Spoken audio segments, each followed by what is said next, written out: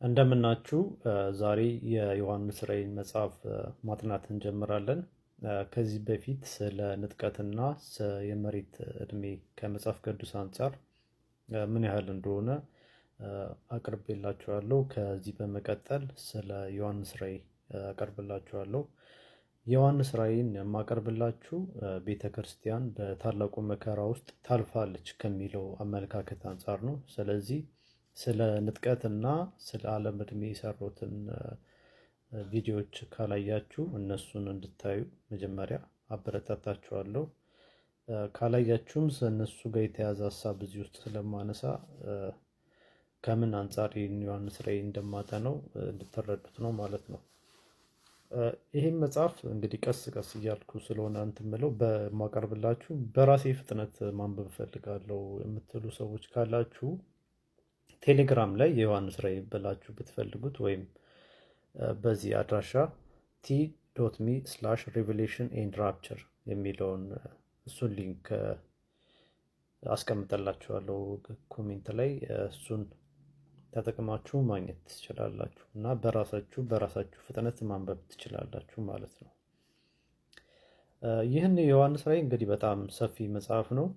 እንግዲህ ሙሉን ቃል በቃል ለመከታተል ያው ችሎታውም አንደኛ ያስፈልጋል፣ እውቀቱም ያስፈልጋል። ከዛ በተጨማሪ ደግሞ የሚናገረው ሰው ሊያካፍላቸው የፈለገው ሀሳብም ወሳኝ ነው ማለት ነው። ስለዚህ ይህን የመጽሐፍ ቅዱስ ዮሐንስ ራዕይን በምናጠናበት ሰዓት ቃል በቃል አይደለም ማቀርብላችሁ፣ ትኩረት ማድረግባቸውን ነጥቦች ላይ ነው። እነሱ ላይ ትኩረት ማድረግባቸው ሀሳቦች አሉ። እነዛ ላይ መሰረት አድርጌ በተቻለ መጠን በቅደም ተከተል ነው ለማቅረብ የምሞክረው። በመሀል መጀመሪያ አካባቢ ላይ በተለይ ስለ ሰባቱ ቤተክርስቲያናት ያለውን ክፍል ሙሉ ለሙሉ ዘልየዋለሁ ማለት ነው። ለምንድን ነው የዘለልኩት? ያ ትንቢት የተፈጸመ ነው ብዬ ስለማምን ነው ማለት ነው የዘለልኩት። ከዛ ውጪ ያሉትን እንዳለ ሙሉ ለሙሉ እንመለከታለን። ስለ ፊላደልፊያ ቤተክርስቲያን የተወሰነ እናያለን። ከዛ ውጪ ያሉትን ቤተክርስቲያኖች አናያቸውም። ምክንያቱም በእኔ እምነት ዮሐንስ ራዕይ ሶስት አይነት ነው። ኢየሱስ ለዮሐንስ ያሳየው አሁን ያለውን፣ ከዚህ በፊት የነበረውን፣ አሁን ያለውን፣ በዛ በዮሐንስ ራዕዩን ባየበት ዘመን ያለውን እና ለወደፊት የሚመጣውን ነው ያሳየው። ሶስት ነገር ነው ያሳየው። መጀመሪያ ራሱን አሳየው፣ የኢየሱስ መልክ አለ እዛ ላይ። ሁለተኛ አሁን ያለውን ወይም በዛ ዘመን ያለውን ነገር አሳየው። ከዛ ለወደፊት ደግሞ የሚመጣውን ነገር ነው ያሳየው ማለት ነው። ስለዚህ ቤተክርስቲያኖቹም የእውነት ቤተክርስቲያኖች ናቸው። አሁን ቱርክ የሚባለው ድሮ ኤዥያ ማይነር የሚባለው በእስያ የሚለው ለዛ ነው። ኤዥያ ማይነር ነበረ የሚባለው ቱርክ የሚባለው ቦታ ማለት ነው። እዛ አካባቢ የነበሩ ቤተክርስቲያኖች ናቸው እና ከሞላ ጎደል ሁሉም ጠፍተዋል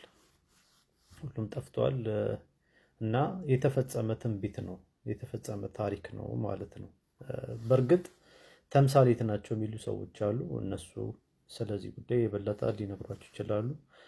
እኔ እንግዲህ ቃል በቃል በተረዳሁት መንግስት መሰረት የተፈጸመው ትንቢት ስለሆነ እና ደግሞ እኔ ለዛ በቂ እውቀትም ስለሌለኝ ስለ ቤተክርስቲያን ታሪክ ግን ትኩረቴ ዮሐንስ ራዕይ ላይ ያሉትን ትንቢታዊ ነገሮችን የተረዳሁትን ለማካፈል ስለሆነ እነሱ ላይ ትኩረት አላረግም ማለት ነው።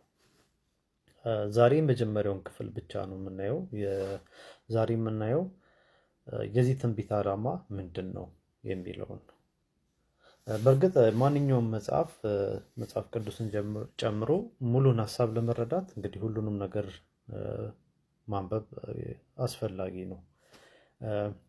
የዚህ መጽሐፍ ሙሉን ማንበብ ነው የምንረዳው ዋና ዓላማውን። ግን መጀመሪያው ምዕራፍ ላይ የመጀመሪያዎቹ 3 ቁጥሮች ላይ የዚህ ትንቢት ዓላማ ከሞላ ጎደል ተጽፏል ማለት ነው። እስቲ ዮሐንስ ራዕይ ምዕራፍ 1 ከቁጥር 1 እስከ 3 ያለውን ላንብብላችሁ። ዮሐንስ ራዕይ ምዕራፍ 1 ቁጥር 1 ቶሎ ይሆን ዘንድ የሚገባው ነገር ለባሪያዎቹ ያሳይ ዘንድ እግዚአብሔር ለኢየሱስ ክርስቶስ የሰጠው በእርሱም የተገለጠው ይህ ነው። ኢየሱስ በመልአኩ ልኮ ለባሪያው ለዮሐንስ አመለከተ። እርሱም ለእግዚአብሔር ቃልና ለኢየሱስ ክርስቶስ ምስክር ላየውም ሁሉ መሰከረ። ዘመኑ ቀርቧልና የሚያነበው የትንቢቱን ቃል የሚሰሙትና በውስጡ የተጻፈውን የሚጠብቁት ብፁዓን ናቸው ይላል።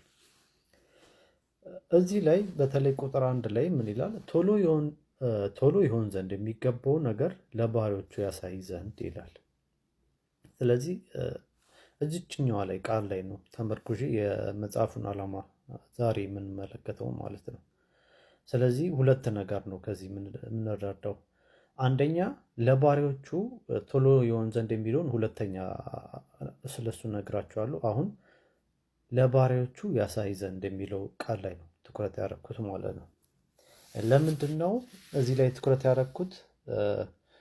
ያው እንግዲህ ብዙዎቻችሁ እንደምታውቁት እኔ ማምነው ቤተክርስቲያን በታላቁ መከራ ውስጥ ካለፈች በኋላ መጨረሻ ኢየሱስ ሲመጣ ትወሰዳለች። የትንሣኤ ጊዜ ላይ ነው ሁሉ ነገር የሚፈጸመው። ትንቢት ንጥቀትና ትንሣኤ አንድ ሰዓት ላይ ነው የሚሆኑት ብዬ ነው እኔ ማምነው። ግን በአብዛኛው ቤተክርስቲያን በተለይ የወንጌል አማኝ ቤተክርስቲያን ስንማር የታላቁ መከራ ከመምጣቱ በፊት ቤተክርስቲያን ትወሰዳለች። ስለዚህ የመጨረሻው ዘመን ለማወቅ ያክል ካልሆነ አናልፍበትም የሚል አረዳድ አለ። ያበዛ እኔ አልስማማ፣ መጽሐፍ ቅዱሳዊ ነው ብዬም አላምንም። ይህ ቃልም አንድ የሚያሳየው ምንድን ነው? ይሄ የትንቢት መጽሐፍ የተጻፈው ለማን ነው? ለባሪያዎቹ ነው፣ ለእግዚአብሔር ባሪያዎች ነው። ስለዚህ ይህ መከራ ውስጥ ማናልፍ ከሆነ የምንወሰድ ከሆነ ይህ መጽሐፍ ለእኛ መጽሐፉ ብዙም ትርጉም አይሰጥም። ነገር ግን በዚህ መከራ ውስጥ የምናልፍ ከሆነ ይሄ መጽሐፍ በጣም ትርጉም ይሰጠናል። ምክንያቱም እያንዳንዱ እዚህ ጋር የተጻፈው ቃል የሚፈጸም ስለሆነ ማወቅ አለብን ማለት ነው። እና የዚህ ትንቢት ዓላማ ማን ነው? ዓላማ ምንድን ነው? ለቅዱሳን ነው። ስለዚህ እያንዳንዱ ቅዱሳን መጽሐፍት ለእኛ ትምህርት ነው የተጻፉት። ይሄን መልአኩን ልኮ ያሳየው እንግዲህ ማንም ነቢይ ነኝ የሚል ሰው እንደዚህ አይነት ዝርዝር ትንቢት ያየ የለም እስካሁን እስከምናውቀው። ዮሐንስ ራእይ ላይ መልአክ ልኮ ነው እያንዳንዱን ነገር ያሳየው ማለት ነው። ስለዚህ ይሄ ደግሞ መልእክቱ ለማን ነው? ለእኛ ለባሪያዎቹ ያሳይ ዘንድ የሚለው ማለት ነው። ስለዚህ ይህ መጽሐፍ ዓላማው እኛ እንድናይ ነው። በመጨረሻው ዘመን የሚሆኑ ነገር ሊያሳውቀን ነው፣ ሊያዘጋጀን ነው ማለት ነው። አይ እኛ እንወሰዳለን በታላቁ መከራ ውስጥ አናልፍ የሚሉ ሰዎች አንደኛ የሚጠቅሱት ምንድን ነው? እዚህ ዮሐንስ ራእይ ላይ የፊላደልፊያ ቤተክርስቲያንን ነው የሚጠቅሱት። እስቲ ዮሐንስ ራእይ ምዕራፍ 3 ከቁጥር 7 እና 10 እናንብበው። ስለ ፊላደልፊያ ቤተክርስቲያን የተነገረው ዮሐንስ ራእይ ምዕራፍ 3 ቁጥር 7 በፊላደልፊያም ወዳለው ወደ ቤተክርስቲያን መልአክ እንዲህ ብለህ ጻፍ፣ የዳዊት መክፈቻ ያለው የሚከፍትም የሚዘጋም የሌለ የሚዘጋው የሚከፍትም የሌለ ቅዱስና እውነተኛ የሆነው እርሱ እንዲህ ይላል። ቁጥር 10 የትዕግስቴን ቃል ስለጠበቅ እኔ ደግሞ በምድር የሚኖሩትን ይፈትናቸው ዘንድ በዓለም ሁሉ ላይ ሊመጣ ካለው ከፈተና ሰዓት እጠብቅሃለሁ ይላል። እና ይሄንን የመጽሐፍ ቅዱስ ክፍል ወስደው በምድር የሚኖሩትን ይፈትናቸው ዘንድ በዓለም ሁሉ ሊመጣ ካለው ከፈተና ሰዓት እጠብቅሃለሁ፣ ይሄ የሚለው ቃል በንጥቀት ቤተክርስቲያን ትወሰዳለች የሚለውን የሚያሳይ ነው ይላሉ። ግን እንዴት ነው እግዚአብሔር የእሱ የሆኑትን ሲጠብቅ የነበረው የሚለውን በተለይ እስራኤላውያን በግብፅ ጊዜ በነበሩ ሰዓት ላይ እግዚአብሔር እንዴት ነው የጠበቃቸው፣ ኖህን እንዴት ነው የጠበቀው፣ ሎጥን እንዴት ነው የጠበቀው የሚለውን አይተን ከእነሱ ምሳሌ በዚህ ዘመንም የሚሆነውን ነገር ለማየት እንሞክራለን ማለት ነው። ስለዚህ እግዚአብሔር እጠብቅሃለሁ ሲል ከዓለም አስወጣሃለሁ ማለት ነው ወይስ እዛው ዓለም ውስጥ እያለን ነው የሚጠብቀን የሚለውን እንመለከታለን ማለት ነው። ስለዚህ ይህንን ነገር ካየን በኋላ እና ደግሞ ቶሎ ይሆን ዘንድ የሚገባው ለባሪያዎቹ ያሳይ ዘንድ የሚለው ቃል ለባሪያዎቹ ሊያሳይ ዘንድ ማለት እኛ እሱን የምንከተሉ ነው ባሪያ የሚለው ማለት ነው። ስለዚህ ለእኛ እንደተጻፈ እና እኛ ደግሞ እኛ አያገባንም ብለን ችላ ልንለው እንደማይገባ ነው። እስቲ እንመልከት እስራኤላውያን እንዴት ሲጠብቃቸው እንደነበረ። ዘጸአት መጽሐፍ ላይ ያሉትን የተለያዩ ክፍሎች እናነባለን። ዘጸአት 8 ቁጥር 22 በዚያን ቀን በምድር መካከል እኔ እግዚአብሔር እንደሆንኩ ታውቅ ዘንድ በዚያ የዝንብ መንጋ እንዳይሆን ሕዝቤን የሚቀበጥበትን የጌሳምን ምድር እለያለሁ ይላል። ዘጸአት 9:4 ላይ ደግሞ እግዚአብሔርም በእስራኤል እና በግብፅ ከብቶች መካከል ይለያል፣ ከእስራኤልም ልጆች ከብት አንዳች አይጠፋም ይላል። 9:26 ላይ ደግሞ የእስራኤል ልጆች ተቀምጠው በነበሩባት በጌሳም ሀገር ብቻ በረዶ አልወረደም ይላል። ቀጥሎ ደግሞ ምዕራፍ 10 ቁጥር 23 ላይ ማንም ወንድሙን አላየም፣ 3 ቀን ሙሉ ከስፍራው ማንም አልተነሳም፣ ለእስራኤል ልጆች ሁሉ ግን በተቀመጡበት ስፍራ ብርሃን ነበራቸው። እንግዲህ እስካሁን ካነበብኩት የምትመለከቱት እስራኤሎች በተመሳሳይ ሀገር ውስጥ ሆነው አንድ ሀገር ውስጥ ሆነው ግብጾች ላይ እግዚአብሔር መቅሰፍት ሲያወርድ እስራኤሎች ላይ ግን ምንም ነገር ሳይወርድ በሁለቱም መካከል ሲለይ እናያለን። እስራኤሎች ገና ከግብፅ አልወጡም፣ ግን እዛው ግብፅ ውስጥ ሆኖ በመካከላቸው እግዚአብሔር ሲለይ እናያለን። እና እግዚአብሔር መለየት ይችላል። እኛን ለመጠበቅ እኛን ከምድር ማስወጣት አያስፈልጉም። እዛው ባለንበት እንደሚጠብቀን ከነዚህ ታሪኮች ማየት እንችላለን። የመጨረሻው ዘጸአት 12:13 ላይ ደሙን ባላችሁበት ቤቶች ምልክት ይሆንላችኋል፣ ደሙንም ባየው ጊዜ ከእናንተ አልፋለሁ፣ እኔም የግብፅን ሀገር በመታው ጊዜ መቅሰፍቱ ለጥፋት አይመጣባችሁም ይላል። እና መጨረሻ ላይ ደግሞ እስራኤልን የለቀቁበት መቅሰፍት ምንድን ነው? በኩር የሆነውን ሁሉ እግዚአብሔር ያጠፋበት ነው፣ ግብፅ ውስጥ ማለት ነው። እና የዛኔም በእስራኤልና በግብፅ መካከል ለይቷል። እና ምልክቱ ደግሞ ያለበትን ነው፣ የደሙ ምልክት ያለበትን ነው ሳይነካ ያለፈው ማለት ነው። በዚህ ዘመን ደግሞ እኛ ላይ ያለው የደም ምልክት የኢየሱስ ደም ምልክት እንደሆነ እናውቃለን። እስቲ እሺ ይሄ የብሉይ ኪዳን ታሪክ ነው ካላችሁኝ፣ ኢየሱስ ራሱ ምን ጸለየ ስለኛ? በተለይ ስለ 12ቱ ደቀ መዛሙርትና በእሱ ስም ለሚያምኑ ሰዎች ኢየሱስ ምንድን ነው የጸለየው ስለኛ ሁኔታ? ምክንያቱም ሴጣን ደቀ መዛሙርቱን እንኳን እንደ ስንዴ ሊያበጠራቸው ለምኖ ነበር እና ምንድን ነው የጸለየው ኢየሱስ ስለኛ ብሎ ማለት ነው። እሱን ዮሐንስ ወንጌል ምዕራፍ 17 ከቁጥር 9 እስከ 16 ያለውን አነበላችኋለሁ። ዮሐንስ ወንጌል ምዕራፍ 17 ቁጥር 9 እኔ ስለ እነዚህ እለምናለሁ፣ ስለ ዓለም አልለምንም፣ ስለሰጠኝ እንጂ ያንተ ናቸውና፣ የእኔም የሆኑት ያንተ ነው፣ ያንተም የእኔ ነው። እኔም ስለ እነሱ ከብሬአለሁ፣ ከዚህም በኋላ በዓለም አይደለሁም፣ እነርሱ በዓለም ናቸው፣ እኔም ወደ አንተ እመጣለሁ። ቅዱስ አባት ሆይ እነዚህን የሰጠኝን እኛ አንድ እንዲሆኑ በስምህ ጠብቃቸው። ከእነርሱ ጋር በዓለም ሳለሁ የሰጠኝን በስሜ ጠብቃቸው ነበር፣ ጠበቅኳቸውም። መጽሐፍም እንዲፈጸም ከጥፋት ልጅ በቀር ከእነርሱ ማንም አልጠፋም። አሁንም ወደ አንተ እመጣለሁ፣ በእነርሱም ዘንድ ደስታዬ የተፈጸመ እንዲሆንላቸው ይህን በዓለም እናገራለሁ። እኔ ቃልህን ሰጥቻቸዋለሁ፣ እኔም ከዓለም እንዳይደለው ከዓለም አይደሉምና ዓለም ጠላቸው። ከክፉ እንድጠብቃቸው እንጂ ከዓለም እንድታወጣቸው አልለምንም። እኔ ከዓለም አይደለውም፣ እኔ ከዓለም እንዳይደለው ከዓለም አይደሉም ይላል። እና እዚህ ጋር ምንድን ነው ለ12ቱ ደቀ መዛሙርት የጸለየው ነው። እና ምን ይላል?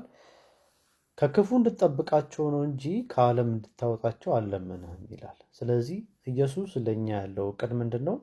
ከክፉ እንድንጠበቅ እንጂ ከዓለም እንድንወጣ አይደለም።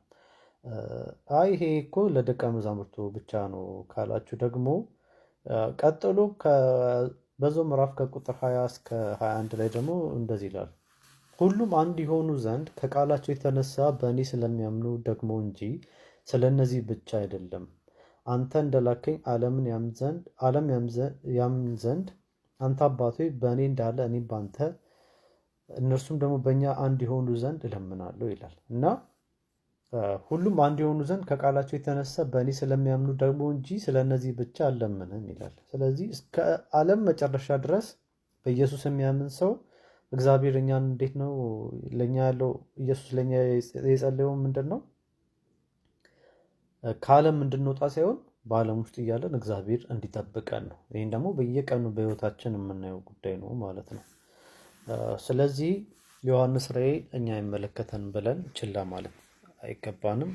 ኢየሱስ መልአኩን ልኮ ዮሐንስን እያንዳንዱን ነገር ያሳየው ለእኛ ነው፣ እንድናውቅና እንድንዘጋጅ ነው እና ችላ ልንለው አይገባም። ስለዚህ አንደኛው የመጽሐፉ ዓላማ ለእኛ ለባሪዎቹ ለማሳወቅ ነው ማለት ነው። ሁለተኛው ቶሎ ይሆን ዘንድ የሚገባውን ይላል። ስለዚህ ቶሎ ይሆን ዘንድ የሚገባው የሚለው እንዴት ነው?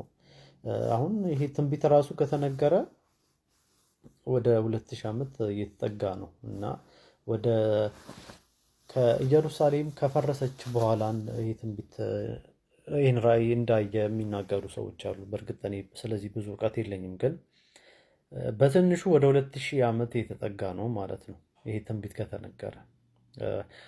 ከዚህ በፊት ስለ ዓለም ዕድሜ የሰሩትን ቪዲዮ ካያችሁት ዓለም ብዙም አይደለችም፣ ወደ 6000 7000 ዓመት የሚሞላት ነች እና 2000 ዓመት ማለት ከሩብ በላይ ነው ማለት ነው።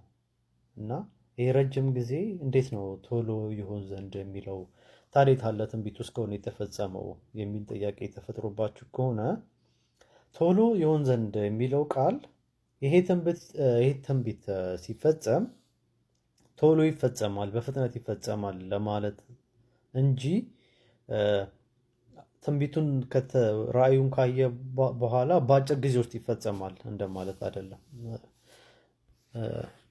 ስለዚህ ይህን ነገር ደግሞ የተበለጠ የሚያብራራ የመጽሐፍ ቅዱስ ክፍል እስቲ ላንብብላችሁ። ቶሎ ይሆን ዘንድ የሚለው ትንቢቱ ሲፈጸም በአጭር ጊዜ ይፈጸማል የሚለውን የሚያሳይ እንደሆነ ለማሳየት ማለት ነው። ስለ ዓለም ዕድሜ ማወቅ ከፈለጋችሁ እዚህ ጋር ሊንኩን ትሩ ኤጅ ኦፍ እርዝ ፍሮም ባይብል የሚለውን ቴሌግራም ላይ ብትፈልጉት ታገኙታላችሁ። እሺ ማቴዎስ ወንጌል ምዕራፍ 24 ቁጥር 22 እና ማቴዎስ ወንጌል ምዕራፍ 13 ቁጥር 20 ላንብብላችሁ። እነዚያ ቀኖች በአጥሩ ሥጋ የለበሰ ሁሉ ባልዳነም ነበር፣ ነገር ግን እነዚያ ቀኖች ስለተመረጡ ሰዎች ያጥራሉ ይላል። ምዕራፍ 13 ቁጥር 20 ላይ ደግሞ ጌታ ወራቶቹን ባያሳጥር ሥጋ የለበሰ ሁሉ ባልዳነም ነበር፣ ነገር ግን ስለመረጣቸው ምርጦች ወራቶቹን አሳጠረ ይላል። ስለዚህ የመረጣቸው እንዲድኑ ነው። እዚህ ጋር ራሱ ስለተመረጡ ሰዎች ቀኖቹ ያጥራሉ ይላል። ስለመረጣቸው ምርጦች ወራቱን አሳጠረ ይላል። የመረጣቸው ምርጦች እኮ ማለት በኢየሱስ የሚያምኑትን ነው።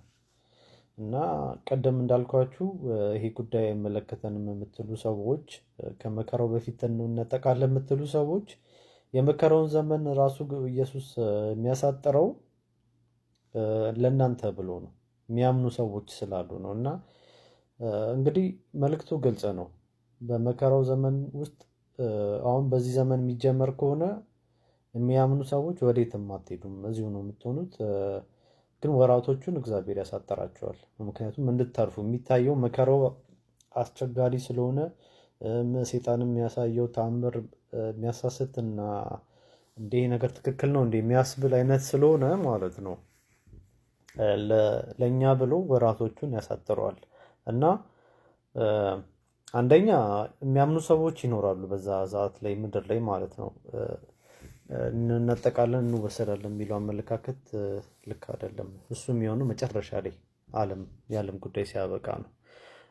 ስለዚህ አሁን ትኩረቴ ምንድነው? ቶሎ ይሆን ዘንድ የሚገባውን ነው። ስለዚህ ከነዚህ ሁለት ጥቅሶች የምንረዳው ምንድነው? ትንቢቱ መፈጸም ሲጀምር በአጭር ጊዜ ነው የሚፈጸመው። ለወደፊት በደንብ እንመለከተዋለን። አጠቃላይ የሚፈጀው 7 ዓመት ነው። የመጨረሻው 3 ዓመት ተኩል ነው በጣም ፈጣን እና በጣም አደገኛ መቅሰፍቶች የሚኖሩበት የዛ ሰዓት ላይ ነው። 3 ዓመት ተኩሉ ደግሞ በጣም አስቸጋሪ የሚሆንበት ነው ማለት ነው። ስለዚህ እስካሁን ባለው እንዳሳያችሁ የመጽሐፉ የዮሐንስ ራዕይ የተጻፈበት ዓላማ ወይም ኢየሱስ ያሳየበት ዓላማ ምንድን ነው?